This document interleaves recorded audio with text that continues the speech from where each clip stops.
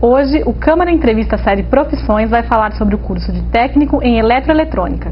Com o avanço das novas tecnologias, o suporte para instalação, manutenção e conserto de aparelhos amplia as oportunidades de trabalho para este profissional. E para falar sobre esse assunto, convidamos o professor do curso de técnico em eletroeletrônica do Senai de Jaú, Rafael Fernandes de Arruda Leme. Rafael, obrigada pela sua presença aqui. Nós que agradecemos. E antes de começar a nossa conversa, vamos dar uma olhadinha na matéria que a gente fez lá no Senai sobre o curso. O curso de técnico em eletroeletrônica tem por objetivo habilitar profissionais para a execução de projetos de sistemas eletrônicos.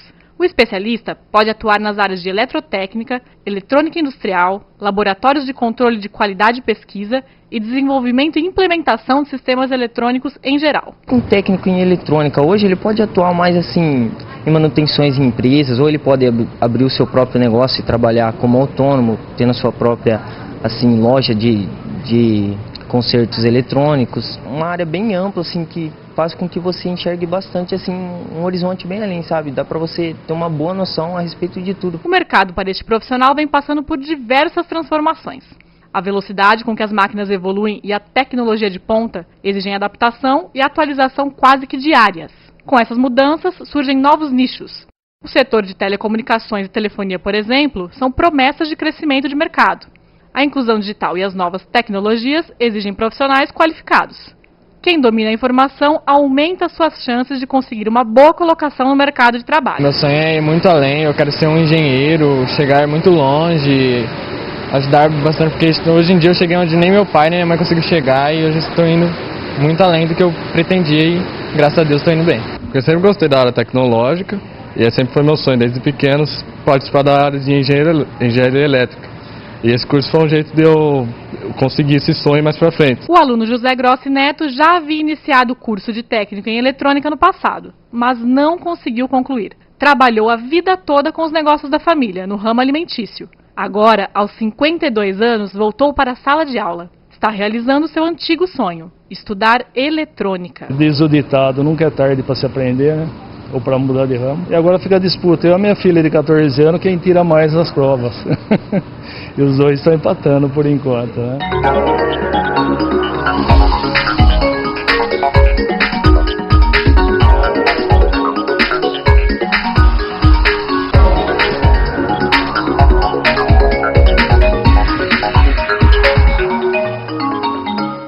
A gente viu nessa matéria que os alunos que fazem o curso técnico têm interesse em dar continuidade aos estudos, em fazer uma faculdade, né? Então eles gostam bastante da área, né? Como é que você se interessou por essa área de eletrônica? Bom, Bruno, eu sou meio suspeito para falar disso, porque eu sou técnico em eletrônica, né, que é a minha formação inicial, e eu me interessei principalmente por tecnologias. Acho que isso vem desde quando nós somos crianças, né? Os pais, já, principalmente nos dias de hoje, eles incentivam as crianças com aparelhos celulares, tablets, né? E desde pequeno eu sempre me interessei não em brincar, mas em desmontar para ver como é que funciona. Então eu fui devagarinho até que eu consegui ingressar no curso técnico em eletrônica aqui na cidade nossa. Aí que eu comecei a entender um pouco mais de como funcionam as coisas, né? Mas não parei de desmontar as coisas não. Sempre que eu ganhava algum produto eletrônico novo, eu desmontava para ver como é que funciona, montava novamente e voltava a funcionar. Isso é um detalhe. E a partir daí eu comecei a gostar mais e cada vez mais. Foi assim que eu me interessei, né, pelo processo. E você fez o curso técnico e depois você fez uma faculdade? Como que foi a sua vida acadêmica? Isso. Aí em seguida que eu fiz o curso técnico em eletrônica, eu comecei a trabalhar na área, né? Então, em assistências técnicas, na parte industrial, só que sempre a elétrica eu precisava me aprimorar na parte elétrica, conhecer a parte produtiva do setor industrial. Aí eu falei, bom, preciso fazer uma faculdade, né? Aí eu resolvi fazer a engenharia elétrica, só que no ano que eu resolvi fazer, né, não tinha mais horário disponível para eu fazer, aí eu resolvi fazer a engenharia de produção, porque pensei, né, se eu não gostar eu consigo migrar. E comecei a fazer engenharia de produção, aí eu vi que tem muita relação com a eletroeletrônica, principalmente na área de automação, né, e na área de programação. Então, para mim, foi como se fosse um complemento à engenharia de produção, que é a minha formação da graduação, né? Pretende fazer engenharia elétrica ainda? Sim, pretendo fazer a minha especialização, né, ou mestrado, né, ou doutorado na área de engenharia elétrica, né, ou de automação e manufatura, que também é uma área muito interessante. E hoje você é professor do Senai, né, desse curso de eletroeletrônica. Isso. Explica pra gente o que você ensina dentro de sala de aula. Eu dei uma olhada aqui na grade curricular do curso, tem várias disciplinas, é um monte de coisa. Explica pra gente um pouquinho o que é eletricidade, eletrônica digital, analógica, desenho técnico. Dá uma ideia pra gente do que o aluno aprende. Sim. Quando o aluno ele começa a estudar a parte eletroeletrônica, né, a maioria dos alunos não tem noção de nada do que ele, né, quer fazer da vida, né, porque são muitos adolescentes. Então o que nós fazemos? Nós começamos a estudar desde os fundamentos da eletricidade, comportamento de carga elétrica, né, que a eletricidade na verdade é isso, nós vamos estudar os comportamentos das cargas elétricas, né, e começar a trabalhar com esses fundamentos na parte prática, que isso é uma vantagem da nossa instituição. Então nós temos assim metade da carga horária do treinamento deles é voltada para a prática. Então isso também deixa o aluno muito à vontade para realizar as práticas, tentar decidir se é aquilo mesmo que ele quer da vida, né? Então isso é importante para nós. E além disso eles têm aulas do próprio desenho técnico para conhecer toda a simbologia, né, de como funcionam os equipamentos ou os circuitos, a parte de máquinas elétricas que desenvolvem circuitos com motores elétricos, comandos elétricos, a parte de eletrônica também em si, né, tanto analógica quanto a digital, eles também aprendem, a automação, que é a disciplina também que eu leciono, né, a automação eletropneumática, eletrohidráulica, gestão da qualidade, gestão até de manutenção, que também é o foco do curso. Eles trabalham muito com manutenção e projetos, que eu também ministro as aulas de projetos com eles. Eu vi aqui que tem relações humanas também? Também tem relações humanas, né? Isso, todo esse aprimoramento dentro da grade curricular é tudo necessidade de mercado. Então, qual que era a preocupação inicial? Nós vamos formar um técnico, ótimo. Só que a hora que ele chega para trabalhar na empresa, ele não está preparado a relação humana dele dentro da empresa, né? Então, foi pensado numa disciplina específica para isso, tanto para preparar ele para uma entrevista numa empresa, né? Como também como relação entre as pessoas que irão trabalhar com eles dentro da empresa. Então, eles são muito bem preparados nesse sentido. Por isso que tem relações humanas. E o nome do curso é Eletroeletrônica. Eu queria que o senhor explicasse pra gente o que é a elétrica e o que é a eletrônica. A diferença, né? A diferença. A diferença. Basicamente assim, a elétrica, né, ela foi... As duas vêm da eletricidade. A eletricidade que é, vamos dizer assim, o top das duas. A elétrica em si, por que ela foi pensada? Ela foi pensada para eu pegar essa carga elétrica e transformar essa energia elétrica em qualquer outro tipo de energia. Por exemplo, numa lâmpada, né? Eu vou pegar a carga elétrica, vou fazer acender a lâmpada, né? Esse é o meu objetivo, transformar energia elétrica em energia luminosa, calorífica e afins. A eletrônica, qual que é a diferença? Eu não vou pegar esse pulso elétrico para que ele se transforme só em outro tipo de energia. Eu vou pegar ele para fazer com que eu consiga, com que esse pulso elétrico se torne uma informação para mim. Então eu já não preciso mais daquele nível alto de tensão elétrica. Eu vou reduzir esse nível de tensão porque eu só vou ter uma comunicação. Então é um pulso que teoricamente, né, a grosso modo, ele vai até o dispositivo, ele faz o dispositivo funcionar, o operador ele vai fazer a leitura, que hoje também pode ser via software do que está acontecendo, e ele consegue gerenciar todo o sistema eletrônico. E a eletroeletrônica, o que é a combinação final? Esse pulso final, né, que chega até esse dispositivo, ele pode controlar essa lâmpada. Então eu posso ter um nível de tensão elétrica baixo para controlar outras tensões maiores. Em linhas gerais, a elétrica seria até chegar na tomada e a eletrônica o aparelho em si? Basicamente mais ou menos isso e basicamente pode ser considerado dessa forma sim, né? Certo. E você percebe uma preferência dos alunos por um setor ou por outro, pela elétrica ou pela eletrônica, ou não? Na verdade, eles preferem automação. Isso, que já é vamos dizer assim, o estudo já em seguida da eletrônica, né? Então eu já vou pegar esse pulso elétrico de baixa tensão e eu vou jogar agora um ar comprimido para controlar, para fazer deslocamento de peças dentro de uma produção. E aí eles se interessam bastante, porque aí tem a informática que entra na jogada, né? A gente viu que na grade curricular tem o estudo tanto da parte analógica quanto da parte digital. Uhum. E hoje a gente sabe que a maioria das coisas são digitais, né? Qual que é a importância de estudar o analógico? O analógico, ele é como se fosse assim. Você tem a variação da tensão elétrica, até atingir um valor máximo que nós trabalhamos, ela pode passar por vários níveis de tensões. Então o que acaba acontecendo? Eu posso ter muitas interferências no meio do caminho. O pulso digital, ele já é completamente diferente. Você já não tem ele, ou você tem todo ele de uma vez só. Você não tem essa variação que nós chamamos, não é? Então, tem situações que eu necessito do pulso analógico. Eu não consigo trabalhar sem o pulso analógico. E tem situações que eu preciso só do digital. Então, muito difícil, né, cair de moda o pulso analógico, né? Porque eu sempre vou estar precisando dele em algum momento para poder conseguir o pulso digital em algumas situações, né? O digital, ele sempre imita uma função analógica ou não? É errado isso? O digital? Não imita, né? Mas ele deriva pode derivar de um pulso analógico. Na maioria dos casos, né? Eu consigo fazer isso. Eu percebi que a maioria dos alunos do curso, eles são adolescentes, né? Então eles já nasceram numa era digital. Como que eles lidam quando eles vão estudar alguma coisa analógica? Eles sentem uma diferença? O que você percebe? Até nós, os professores, nós ficamos meio que preocupados com essa situação.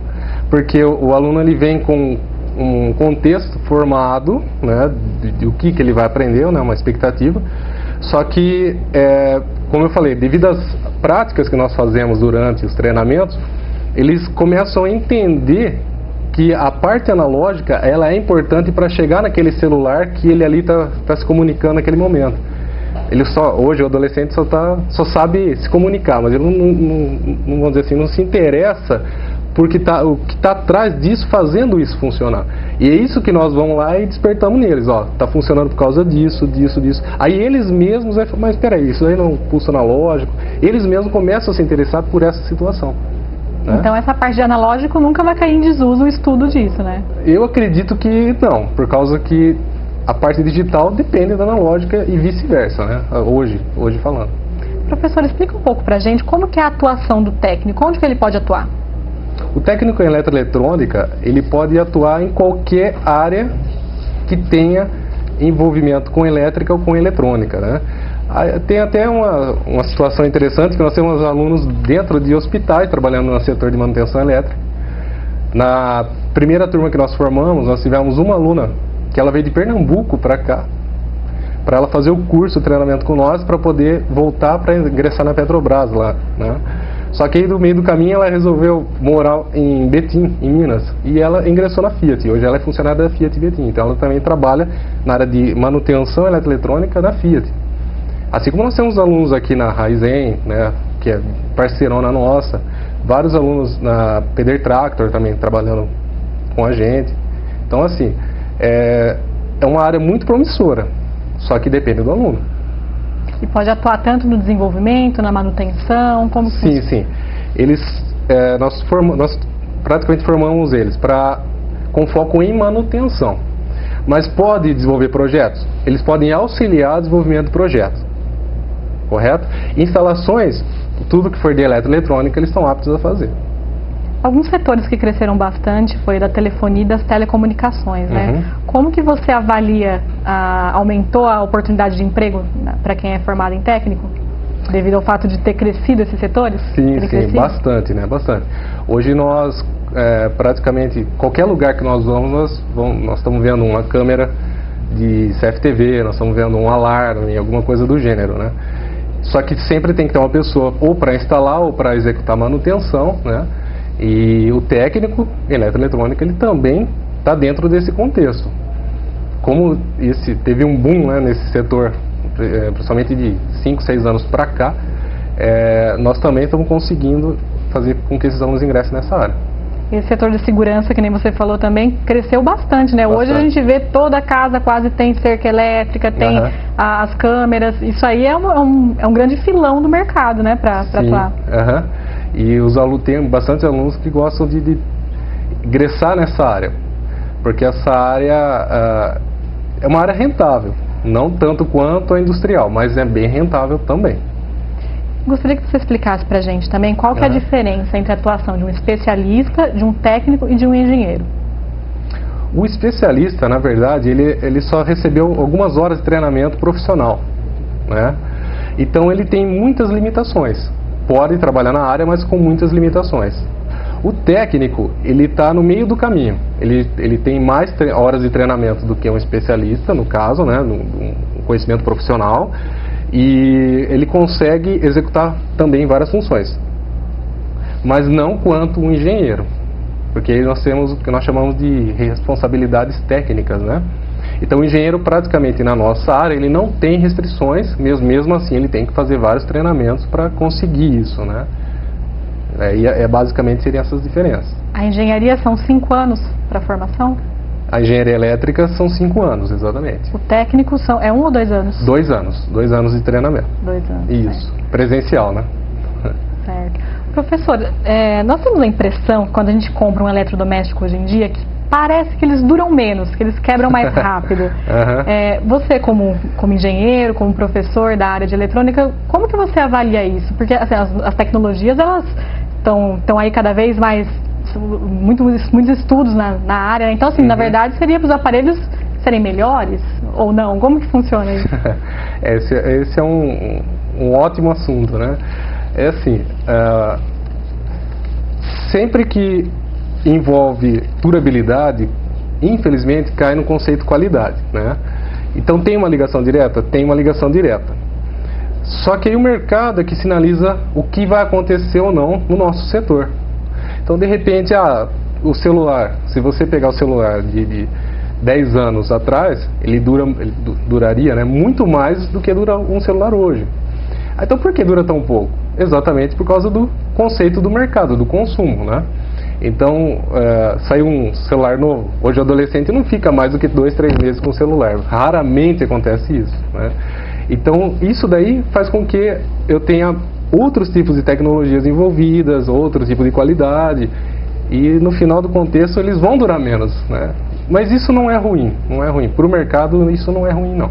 Para nós também não é tão ruim, mas prejudica um pouco, mas ajuda em outros aspectos, né? Vocês desenvolvem a tecnologia para quebrar, para a gente ter que comprar outra? Quase isso. E falando em desenvolvimento de tecnologia, aqui no Brasil existem polos de pesquisa? A gente vê que muita coisa vem de fora, né? Vem importada. Aqui no Brasil existem polos? Sim, existem sim. Nós temos vários centros de pesquisas aqui, né? Até de telecomunicações, nós temos em Minas Gerais, né? Em Santa Rita do Sapucaí tem uma faculdade, né? Instituto Inatel, que é um dos mais conceituados do Brasil, tanto é que tudo que acontece nessa área de telefonia passa por eles, né? Eles que dão o aval para depois distribuir para as montadoras, né? Que os celulares são montados aqui. Do nosso setor elétrico e eletrônico tem na Bahia, tem no Rio de Janeiro, tem no Rio Grande do Sul, na Unicamp mesmo tem um centro de pesquisa avançado em eletrônica e até da parte de tele também, tanto é que a fibra ótica, ela foi a maioria das situações que foram feitas da fibra ótica, a Unicamp também teve o dedo dela lá. A própria USP aqui em São Carlos também tem um centro de pesquisa, né? Mas eu acho que ainda falta muito perto de outros países, né? Eu acho que ainda falta muito investimento para nós nesse setor. Nós no Senai, inclusive, nós temos não temos um centro de pesquisa especificamente, mas nós temos vários incentivos que nós passamos para os alunos, que é o caso da inovação tecnológica. Até nós estamos com um projeto nosso em desenvolvimento, que ele passou pela fase estadual e agora nós vamos para a fase nacional com ele. É como se fosse uma competição para o aluno, mas para nós é um desenvolvimento tecnológico. Estamos desenvolvendo uma palmilha geradora de eletricidade. Então é uma fonte de energia renovável, né, que é o que está bastante em alta hoje. Como você disse, ainda, apesar de terem vários centros de pesquisa, poderiam ter mais, né? Ainda falta. Tem muito profissional daqui indo para fora do Brasil? Sim, bastante. Praticamente todos os centros de pesquisas conceituados fora do Brasil têm pelo menos um brasileiro ajudando a desenvolver, né? Isso que é importante todo mundo saber também, porque às vezes nós falamos, pô, mas não tem ninguém do Brasil ali? Tem, sempre tem alguém do Brasil desenvolvendo, ajudando a fazer algo para nós, para trazer para cá. E falando em tecnologia, eu gostaria que você falasse um pouquinho sobre a nanotecnologia. Como que está isso? A nano. Isso. A nano é um assunto que está bastante em alta hoje no nosso setor, né? Vou só retomando, quando nós ensinamos alunos a controlar o fluxo de elétrons lá dos átomos, que os alunos detestam falar isso, quando chega na nanotecnologia, o que acaba acontecendo? Eu preciso estabilizar esse pulso elétrico. Então, antes, né, alguns anos atrás, os alunos não estavam preocupados em fazer isso. Nós, os professores, estávamos preocupados em fazer o aluno aprender esse tipo de situação. Hoje já é realidade. Então, na própria manutenção que nós ensinamos, né, alguns componentes que nós ensinamos os alunos a trabalhar, eles envolvem nanotecnologia.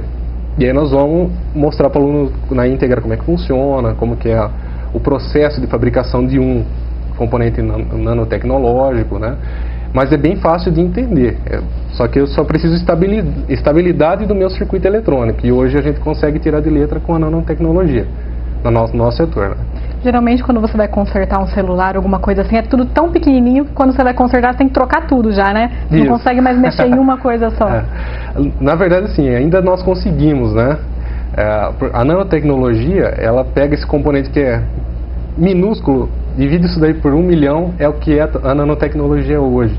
Mas nós conseguimos ainda dar manutenção nesse tipo de equipamento. Mas então vai sair esses componentes macros, né, maiores do mercado, né, de consumo do pessoal nosso? Não vai sair. Por quê? Por causa de níveis de tensões. Então tem componentes que eu necessito ainda de nível alto de tensão. Então o componente, o maior, que não é nanotecnológico, eu tenho que ter ele ainda para fazer aquele dispositivo trabalhar corretamente. Eu não consigo ainda ficar sem isso, né? Professor, com a velocidade que as tecnologias se modernizam, avançam, o profissional dessa área tem que estar sempre atualizado, tem que se reciclar com uma alta frequência, né? O que fazer para se manter atualizado das coisas que estão vindo por aí? Primeiramente, é sempre buscar aperfeiçoamento com cursos além do curso técnico. Isso em qualquer área, né?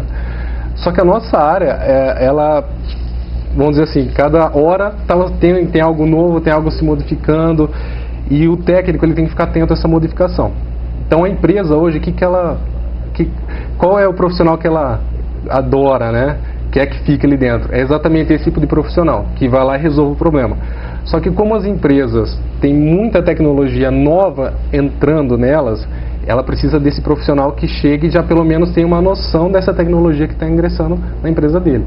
Então sempre buscar informação, a internet é uma excelente ferramenta para estar buscando informações, tá? Sites confiáveis, sempre nesse sentido. E buscar cursos além daquele que ele executou. Cursos rápidos, nós temos no próprio Senai cursos de curta duração que o aluno pode fazer para se aperfeiçoar nessa área eletroeletrônica. Professor, a gente já falou um pouquinho sobre a área de atuação do profissional, mas como que está o mercado de trabalho? Atualmente, o mercado eletroeletrônico, ele está muito bom e está muito aquecido, principalmente o setor industrial. Não só por causa de investimentos da Copa do Mundo, né? Mas as empresas, elas, por terem muita concorrência com o mercado externo, elas foram obrigadas a se atualizarem tecnologicamente falando. Então precisa de mão de obra para manter isso para eles funcionando. Então o mercado nosso ele está muito em alta. E há campo aqui no interior, professor? Com certeza. Eu sou um exemplo disso, né? Eu nasci aqui, só a graduação que eu fiz fora de Jaú, mas eu trabalho aqui e tem campo sim. Tem muitas empresas para trabalhar aqui no interior nosso. Nós atendemos até um raio de 200 quilômetros nosso daqui. Nós temos aluno até em Campinas, na Bosch, trabalhando, por causa de mão de obra. Não. E qual que é a média salarial? Dá para ficar rico? Isso é interessante porque tem aluno que entra lá, né, com esse propósito. O mercado está necessitando, está sinalizando, eu vou fazer para ganhar dinheiro. Não, isso aí a gente até aconselha o aluno não pensar por esse lado. Porque ele vai ser um técnico frustrado, com certeza.